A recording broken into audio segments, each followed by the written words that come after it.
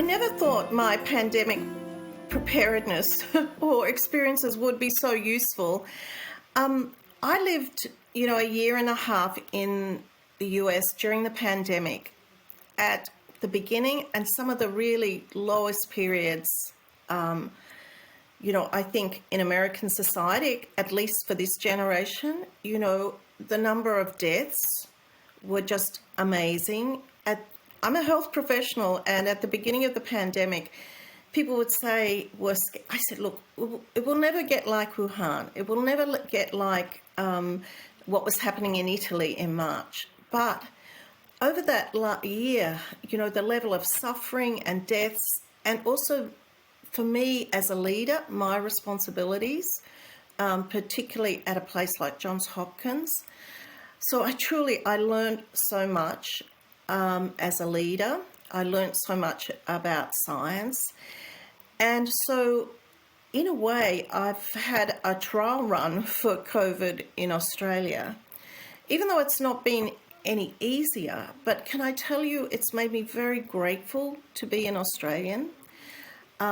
Still now, a year and a half into the pandemic, there's almost 1,000 deaths a day from COVID in the United States. So by the time the pandemic's over, maybe 2% of the population will have died. And in spite of the fact we kind of are engaged in political discourse, debate and division, it says a lot about a country like Australia where we're not prepared to tolerate deaths. And so as an Australian, I'm really proud. And I had a really good trial run for the challenges that every leader in Australia, in every business, big or small, is facing. Well, look, can I tell you, I'm an alumna of the University of Wollongong, and I did my nursing training at Wollongong. And can I tell you, becoming the dean at Johns Hopkins was pretty amazing because firstly, I was Australian, and where is Wollongong? In fact, the new dean has what is an appropriate pedigree for, she was a Harvard undergraduate. So I think I learned a lot in the US, but the pandemic, like for all of us, really made us stop and think. And I've heard that from many expats, and I'm sure you're seeing it in your network. It's, even though being overseas is stimulating and exciting, being away from your family is tough. And I was always there thinking I could be back in 24 hours if something bad happened. But then I realised that I couldn't be. And over that year, I became a grandmother for the first time. My sister became seriously ill and was hospitalised. And it just made me think, as much as I enjoy my job, it's time to come home. It's not as seamless as people find. Every transition brings challenges and opportunities. But at that time, I was thinking about it. The University of Wollongong came up, and I had no idea I would get it. And people will laugh. When I interviewed for Hopkins, I had 3 Carla Zampatti outfits, and I always credit Carla Zampatti for giving me the job, because the first interview I walked in with an orange suit and I thought, okay, So for this interview, literally I put my own colour in my hair, I cut my own hair, I didn't have a new outfit, I was doing the interview via Zoom, and lo and behold, I got the job. And it's such an honour to come home. It's such a real opportunity to merge my worlds. And so I'm one of those people who kind of doesn't let go easily of relationships or people. And so now I'm back in Australia. I still feel I'm very much part of Hopkins. And also I'm using my knowledge and networks to connect a whole lot of other people. So, for example, Universities Australia, Vice Chancellor Ian Martin from Deakin, it was doing a piece of work on helping Universities Australia around compulsory vaccination. So, I had the connection just to set up an email and a conversation. So I hope I can really use my networks to advance people's careers. And if I could just give one reflection, I was at University of Technology, Sydney, before I went to Hopkins, and Attila Brungs, who's a phenomenal leader and a phenomenal Vice-Chancellor, and I loved working for him, he said to me, this is such a big loss for nursing when I went to the US. But can I tell you, I achieved more for Australian nursing, being the Dean of Johns Hopkins for 8 years, than I would have if I'd stayed just in my job at UTS, where I was very happy and successful, but it just opened doors and opportunities, not just for me, but for my colleagues, and I hope for Australia. Oh, well, there is nothing more rewarding than seeing your mentees thrive and survive. And don't tell too many people, but my secret tool for leadership is surrounding myself by people that are smarter than I am and have different skills. So I'm always on the lookout for talent. And I can pick it. I don't know why, but very rarely I'm wrong. But, I can walk into a group of students and I can see, oh, that's the person. And that's held me in good stead. And it's really interesting from my personal background. So I'm incredibly proud of being a nurse. I grew up in a time where, like my mother didn't want me to be a nurse. My career was I went to a school where my career goals were set.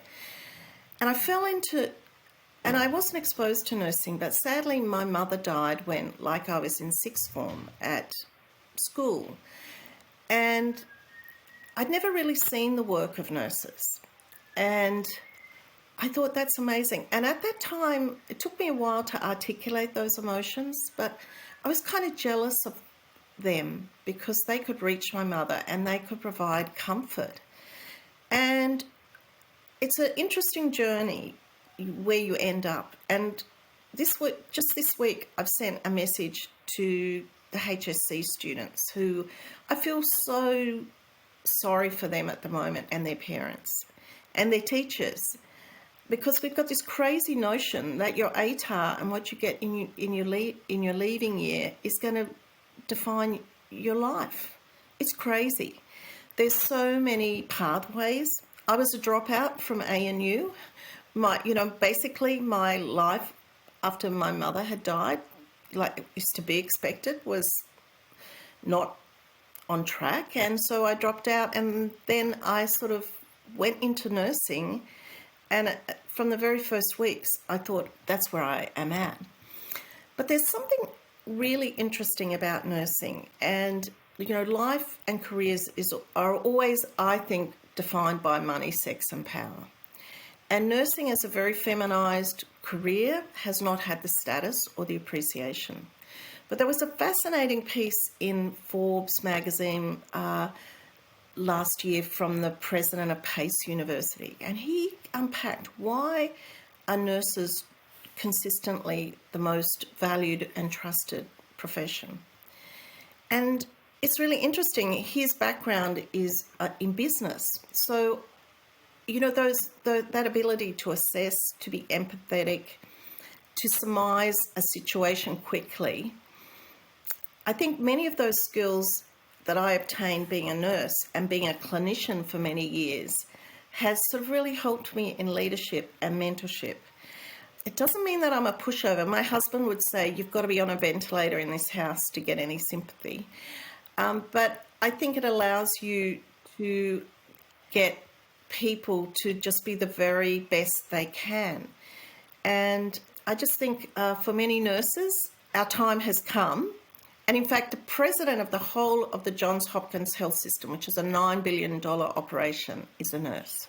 So I think when you look at your leadership journey, nurses are good on what people call soft skills, but I call them essential skills. So, sorry, Joanna, that was a long way of saying, mentorship, I love people, I love learning, I love learning from others.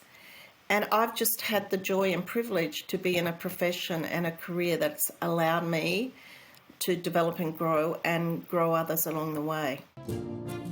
I've thought a lot about what being an Australian and why we're very effective on the world stage is that I think Australians, we spend our whole time looking out to the world. Whereas in many other countries, they don't. They look in. In the United States, people just look in. And I don't think that, that's something that I was talking to some Australians, expats working in Hong Kong. And, it's a real attribute that as a society we have, that something else is different and better. Can I tell you, my first year in the US was one of the hardest years of my life because people didn't want me. I mean, I was the president's pick. He saw opportunity, but, where did I go to university? The University of Wollongong. Where's that? Who's that? Whereas particularly, as I said, my successor, who's phenomenal, she's got the right she's did her undergrad at Harvard and did a PhD at Hopkins. So, but that's part of the great can-do of Australians.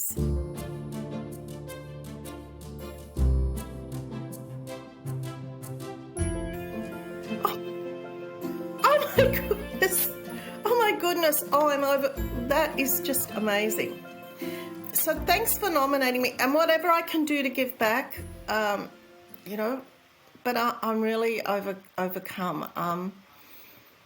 Thank you so much. And I hope, that I can really do a lot for women and that I can really do a lot for networking and connections. But thanks so much for that. I'm a bit overcome, to be honest. A new baby and an award. Yeah. Thank you so much.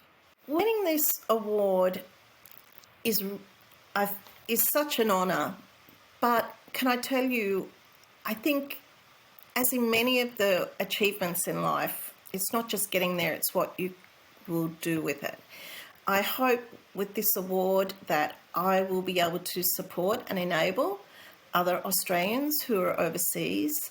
I really hope that I will be able to promote the great knowledge workers and skills that we have to offer Australia.